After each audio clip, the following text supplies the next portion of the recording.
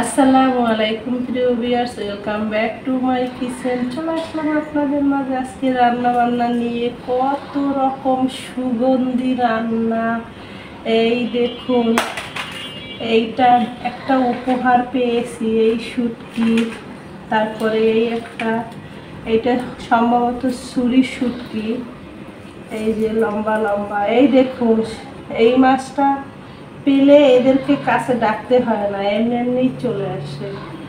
আর এইটা হয়েছে কি শুটকি জানি না, হয়তো ভোলা বলে ওরা, পোয়া শুটকি হবে। এটা লটকে শুটকি, এইটা খয়রা মাছ, এইটা হয়তো চাপিলা বা সাগরের অন্য কিছু হবে। এটা চিংড়ি। এই শুটকিগুলো আমার জন্য উপহার এসেছে।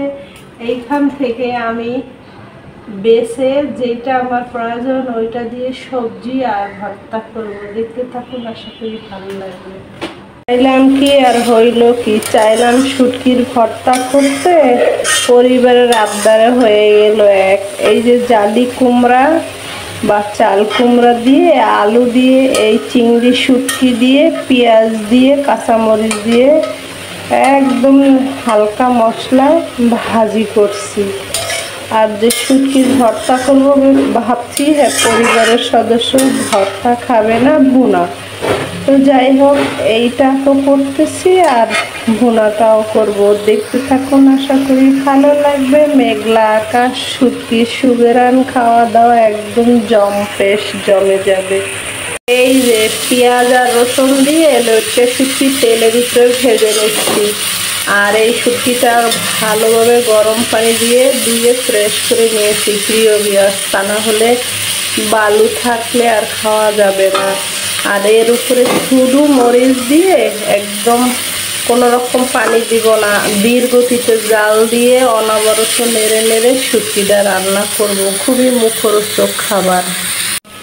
এই যে আঠালো আঠালো আমার মজাদার মুখরোচক শুটকির ভুনা হয়ে গেছে প্রিয় ভিউয়ার্স। কি যে সুবেরান, কি বলবো। আর এটা হাতে বানানো, তো একজন উপহার দিয়েছে আমাকে।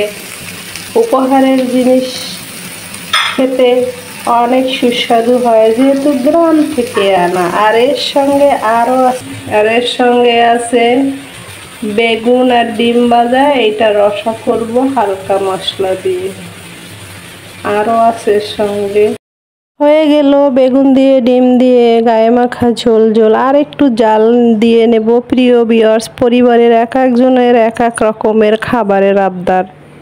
বেশি মানুষ হইলে যা হয়, 7 জন লোক আমরা, 3 রকম আইটেম লাগে। এ খাবে ওইটা, ও খাবে ওইটা, কেউ শুটকির ভর্তা, কেউ ভাজা, সব কিছু মিলে আর কি আলহামদুলিল্লাহ মিলেমিশে আসি। আর ডাল না হলে আমার ছেলের জীবন চলবে না। এই দেখুন, ডালের চচ্চড়ি করছি, কাঁচামরিচ, পেঁয়াজ, সামান্য একটু জিরা, হলুদ পাউডার দিয়ে ডালটা ভেজে তারপর ঝোল দিয়েছি। এখন চচ্চড়া হলে নামিয়ে নিব। মাঝারি আছে জাল দিয়ে নিচ্ছি। ডাল হলে ছেলেটা ভালো করে খাওয়া দাওয়া করে। মাছ গোস না হলেও চলে, ডালের সঙ্গে যদি একটু ডিম হয়। এই তো খাবারের প্লেট সাজিয়ে নিয়ে নিলাম। আমি আমার মতো ভাত নিয়েছি, লেবু নিয়েছি, ডাল নেব, শুটকির ভুনা নিয়েছি, ডিম বেগুন নিয়েছি, সবজি ভাজা নিয়েছি, আরও কাঁচকলা শিং মাছের তরকারি আছে। সবগুলো আর দেখালাম না। এই তো, ভালো লাগলে একটা লাইক করবেন।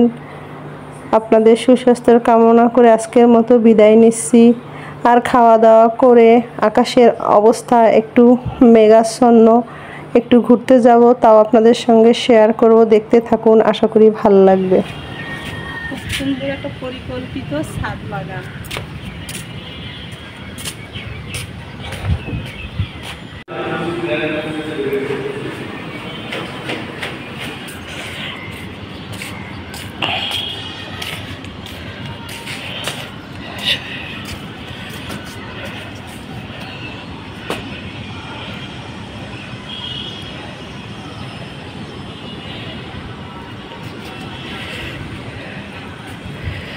কত মরিচ, এই দেখো।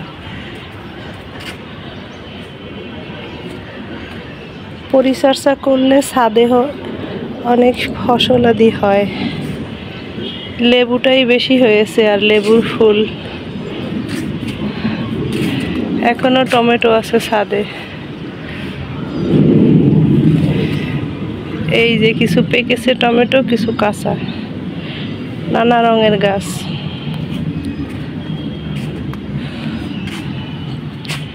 বেগুন, কুমড়ো শাক, কলা গাছ, কলা, সব কিছু মিলে অসাধারণ স্বাদ।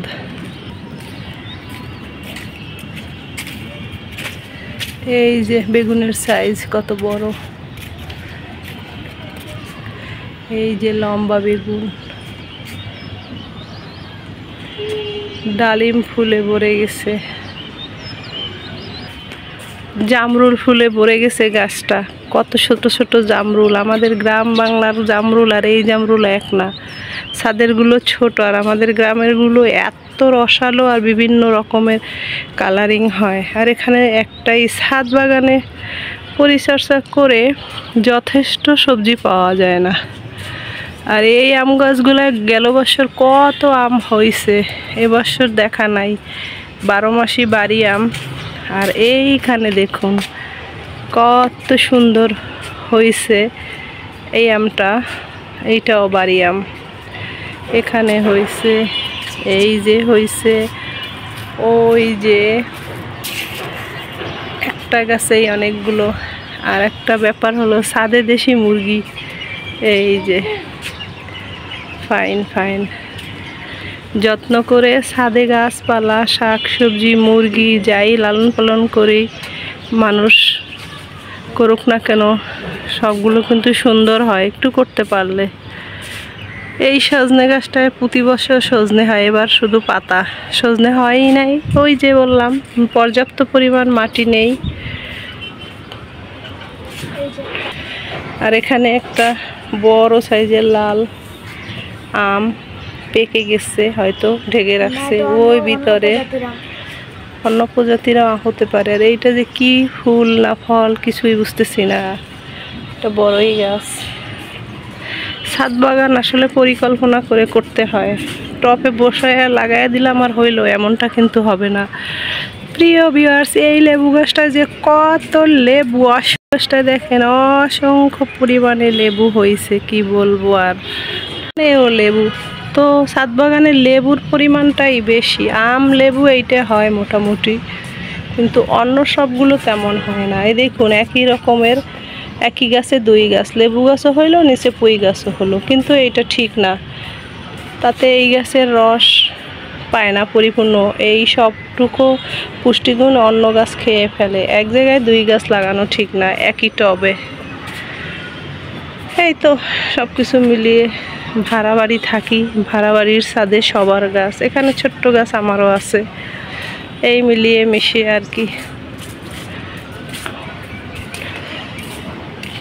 ছোট ছোট বেগুন ঝুলে আছে গাছ, এগুলো কিন্তু সহজে খায় না কেউ, সৌন্দর্যের জন্য আর কি।